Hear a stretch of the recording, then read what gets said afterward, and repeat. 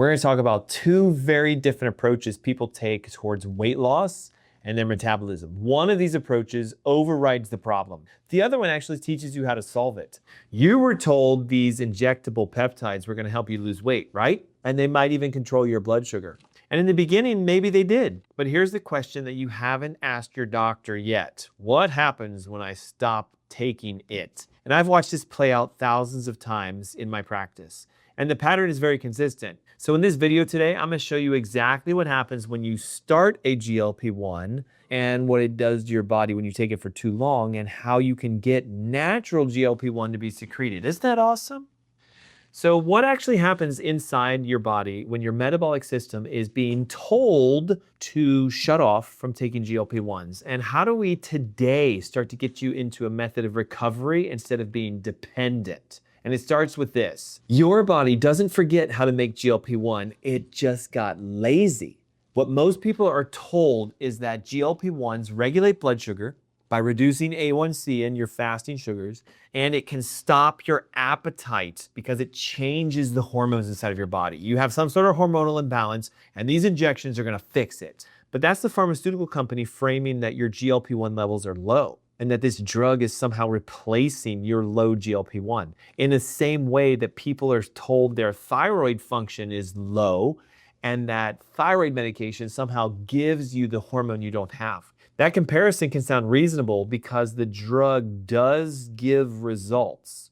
When you start GLP-1s, yeah, your blood sugar goes down. Yes, you lose weight.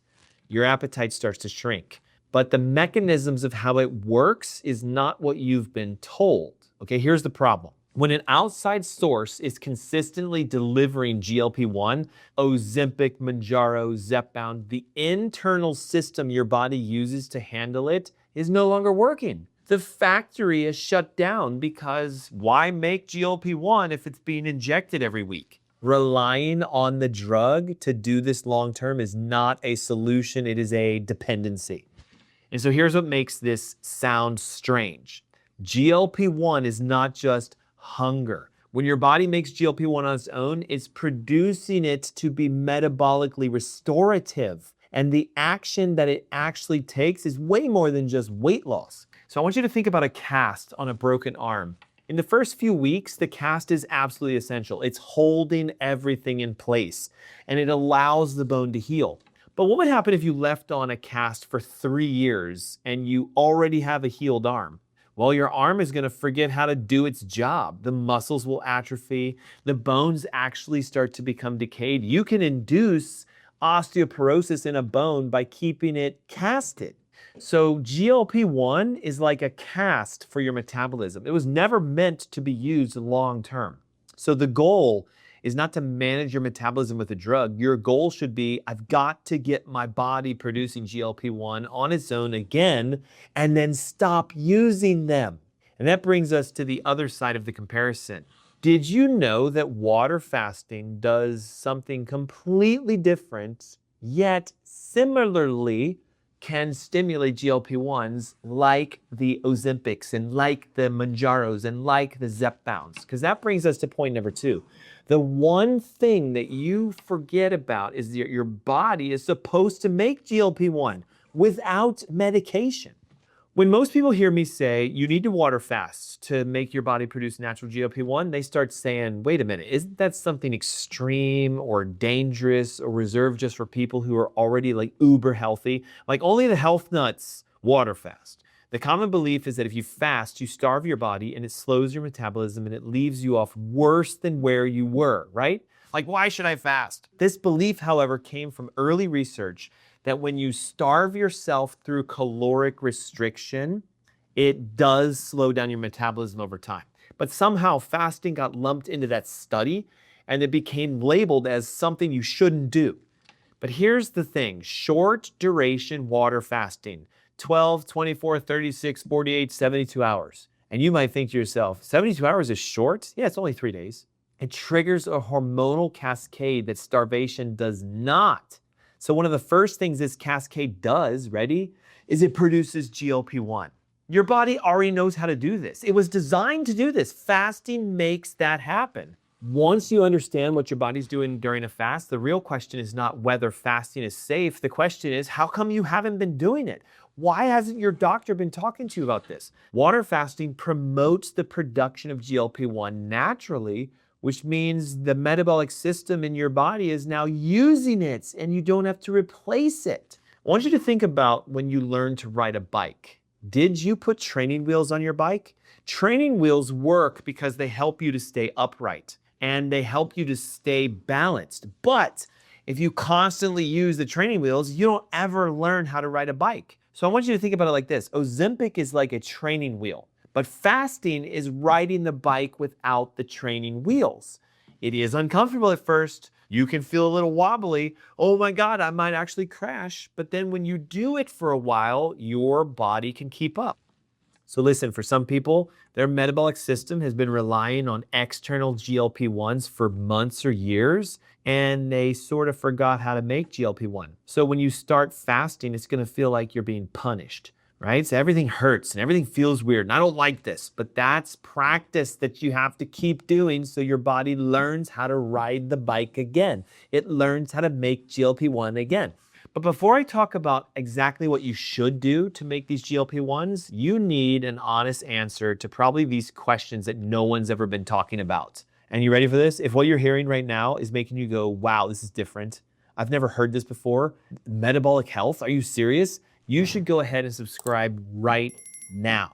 Did you know every week on this channel, we go live 9:30 on Tuesdays? Did you know we upload millions of shorts and we can talk about upstream diagnostics and what functional medicine and structural chiropractic does that's different than conventional medicine and how they miss everything? So take a moment right now, click subscribe. It's on your screen somewhere, and activate the bell if you're a YouTuber because the bell tells you we're on. Okay, point number 3. Here's the 3 questions that you should be asking yourself, and you should find out if your metabolism is recovering or just being managed. Okay, so I want you to think about the last time that you were at your doctor. And did you talk about stuff like, hey, doc, what happens when I hit my weight loss goals and I want to stop the Ozempic, the Zepbounds, the Wegovias? Has that conversation ever happened? Chances are it probably hasn't. So here's what we're doing. No matter if your current metabolic treatment is injectable peptides or you're trying to just figure out how to do it without it, you need to ask these 3 questions. Question number 1, when you skip a dose of these GLPs, even if it's accidental, does your hunger come back immediately or is it something that's gradual over time? Has anyone on your care team ever talked about fasting or things like how you can use fiber and omega-3 fatty acids or certain types of exercises to get better results than the injectable peptides? Or has a conversation always just been about, hey, here's where you jam that needle in your butt? Has your fasting insulin ever been tested in the last 6 months or 12 months? Not just blood sugar and A1C, but actually fasting insulin. Because here's what it means. If your hunger comes back super hard with just 1 dose, your body's not making any GLP-1. That's a warning. If fasting insulin has never been tested and no one's measured whether your metabolic system is actually working, that's a huge problem. Those 2 facts right there will help you see why you are not losing weight in the first place. And in just a second, I'm going to share a loop that has opened my eyes to how you actually lose a tremendous amount of weight quickly. And you're going to see the actual goal of metabolic treatment should be what you should do and not just where you begin. Okay, so point number 4. Every day someone's injecting GLPs, it makes it harder and harder for your body to work without them. So remember, I said this in the beginning. Every day your body outsources the production of GLP-1 to a drug. The internal system that handles it on its own is like, you know what, we quit. The goal should not be for you to take a drug all the time. That's unnecessary. Okay, I want you to think about it from a physical therapy perspective. If you injure your knee, they're going to give you a brace. And yes, you wear the brace in the first couple of weeks because it protects the joint. But the physical therapist, they're not measuring how well the brace is working, are they? No, they're measuring how your leg is responding. Is your knee working? Nobody declares recovery because the brace feels good. Can you imagine that? Well, when I wear the brace, my knee feels fabulous, so it's fixed. No, recovery is declared when you don't need the brace anymore and your knee can hold its own. Okay, look, metabolic treatment, it works the same way.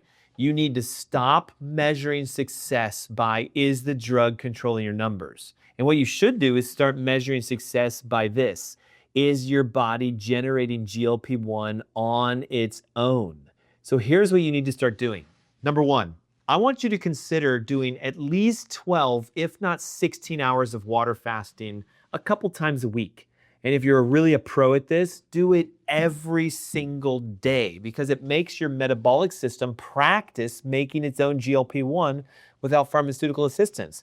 This is not a replacement for the conversations, though, you should be having with your doctor, okay? Because watch, fasting, movement, exercise, all of these additional factors I've been discussing, most people have never connected that with metabolic health. And this is what changes the picture significantly. Ready? Point number 5. There are 4 inputs that reactivate natural GLP-1. Ready? This is the sweet stuff. How do you make GLP-1 by yourself? Okay, remember, GLP-1 is not something your body just doesn't make. It is a response to fasting, exercise, your diet. When those inputs are present, the production system activates and GLP-1 is made. But when they're absent, watch this, or when a drug is used instead, that system goes dormant. So if you just introduce one of these inputs, it can start to wake up your GLP-1 production. Okay, before I give them to you, again, think about a generator. You know how we have them in our garages for when the power goes out in our houses or in our condos? When the house power is on, the generator is just sitting there doing nothing, okay? It still works though. The fuel lines are intact. The engine mechanically works. It's just been sitting there for so long. So when the power does go out, ready for this? You need to turn that on. And it gets harder and harder. So the first pull of that cord to start the engine doesn't work. Second, third, fourth. Sometimes you have to prime the pump. Sometimes you have to check, like, is the gas stirred around? It finally starts, ready? And now you have power. Your metabolic system is very much like a generator. For most of you, it's just been idle. You haven't even used it.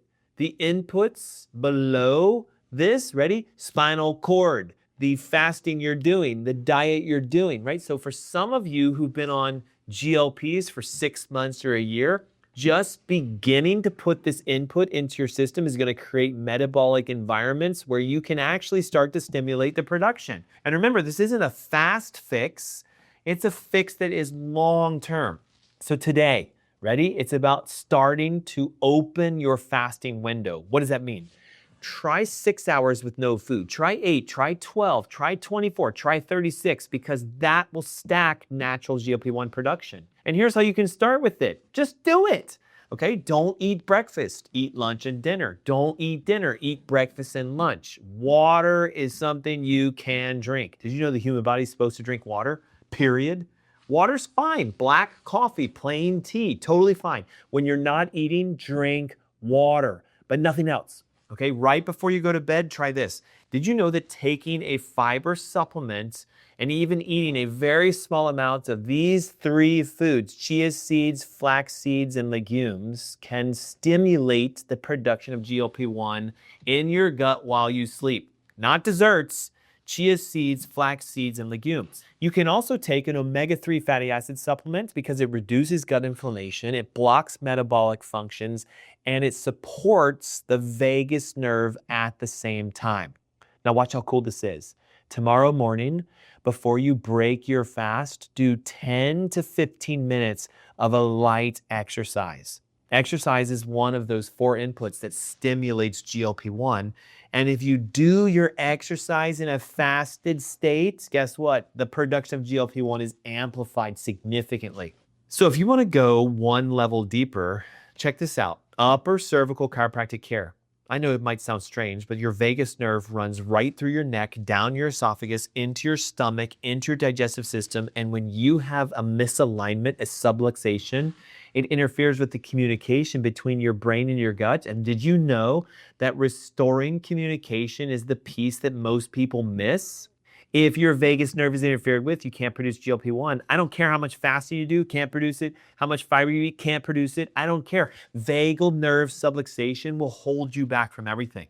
So as we finish this video today, your body was designed to produce GLP-1, ready for this, in a way that injectables cannot provide. The goal of any treatment should always be to restore the natural production and not replace it permanently. When you start treating metabolic health as a recovery project rather than a management project, guess what happens? Your entire strategy opens up, and so do the results. So look, this video has changed how you're thinking about insulin resistance or weight loss. Guess what? There's already a video on this channel that will talk about the next steps. Look at the one that's called If I Was Diagnosed as a Type 2 Diabetic, this is exactly what I would do first. That's a great video for you. It goes way upstream and identifies 3 systems that generate insulin resistance, and it's way more important than blood sugar A1C. So I would recommend you watch that next because it's where the conversation continues.